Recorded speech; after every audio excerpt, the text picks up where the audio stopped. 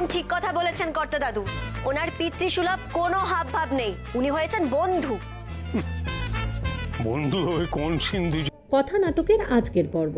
ধারাবাহিকের শুরুতেই কথা আর অগ্নিকে দেখা যায় প্রিন্সিপালের কেবিনে। অগ্নি প্রিন্সিপালকে বলে, থাক, বাচ্চা মানুষ করেই ফেলেছে, তাই বলে ওদেরকে বকতে হবে না, একটু ভালো করে বুঝেও বলতে পারেন যে এখন এগুলো করার সময় না, বড় হলে করবে। কথা বলে, এসব আপনার জন্য হচ্ছে। অগ্নি বলে, বাবা মার এত কঠিন হলে চলে না, বন্ধুর মতো হতে হয়। ম্যাম বলে, আপনার কথা শুনে আমি অবাক হয়ে যাচ্ছি। অগ্নি তারপর ম্যামকে বলে, আমি এই কাগজটা নিয়ে যেতে পারি? ম্যাম বলে, আপনি এটা দিয়ে কী করবেন? অগ্নি বলে, না, এটা নিয়ে যাই, মাফিনকে দেখিয়ে বোঝাতে হবে তো। কথা অগ্নিকে বলে, যাক, শেষমেশ আপনার সুমতি হয়েছে। তখন অগ্নি বলে, আরে রাখো তোমার সুমতি, আমি তো এটা বাসায় নিয়ে গিয়ে ফ্রেমে বাঁধিয়ে রাখবো, মানে যখন বড় হবে তখন আমি আর ও মিলে এটা নিয়ে হাসাহাসি করব।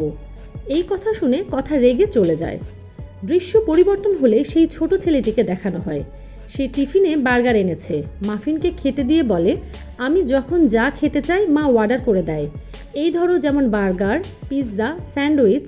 মাফিন বলে, আমাকে তো মা এগুলো কিছুই খেতে দেয় না, খালি বলে মাফিন এটা খাবি না, ওটা খাবি না। কথা মা বোরিং রান্না করে।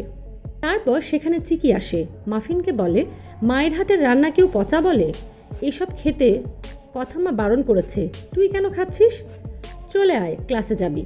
মাফিন বিরক্ত হয়ে বলে, তুই একদম কথামার মতো হয়েছিস। তারপর ওরা ওখান থেকে ক্লাসে যেতে নিলে চিত্রা এসে চিকিকে জিজ্ঞেস করে, তোমার মায়ের নাম কি কথা? চিকি বলে, না, মাফিনের মায়ের নাম কথা। তারপর চিত্রা জিজ্ঞেস করে, তাহলে তোমার নাম কেন রূপকথা যদি তোমার মায়ের নাম কথা না হয়? চিকি বলে, নাম বড় মা রেখেছে, আমরা কি জানি।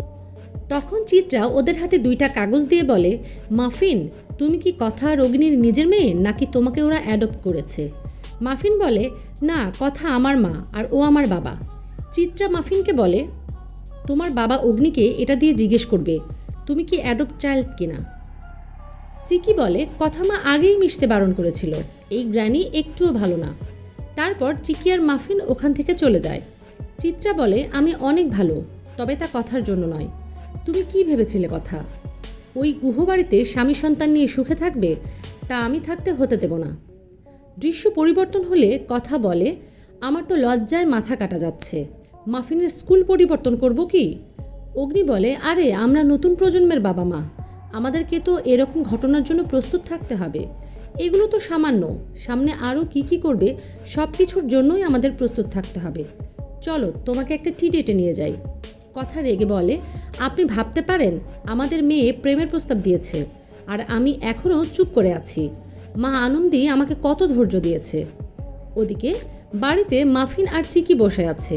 মাফিনের মন খারাপ দেখে চিকি বলে, তুই মন খারাপ করিস না, গ্র্যানি মিথ্যে বলেছে। মাফিন বলে, গ্র্যানি তো ভালো, আমাদের চকলেট দেয়, কেন ও মিথ্যে কথা বলবে? আমরা এই বাড়ির মেয়ে নয়, আমাদেরকে পাল্টে এনেছে। চিকি মাফিনকে সান্ত্বনা দিতে দিতে বলে, এই কথা বাড়ির কাউকে বলিস না যেন, ওই ডাইনি মিথ্যে কথা বলেছে। নেক্সট সিনে সবাই মাফিনের কর্মকাণ্ড নিয়ে আলোচনা করছিল। তখন লেখা বলে, এইটুকুন মেয়ে এগুলো কি করে শিখলো? শশীভূষণ বলে, কেন, এই বাড়িতেই তো বীজ আছে, সব নষ্টের মূল ওই অগ্নি।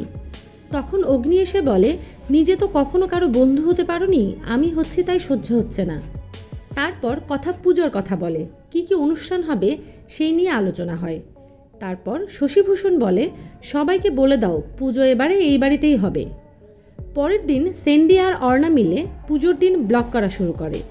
বাড়ির সবাই পুজোর কাজে ব্যস্ত হয়ে পড়ে। আজকের পর্ব এখানেই, দেখা হবে আগামী পর্বে।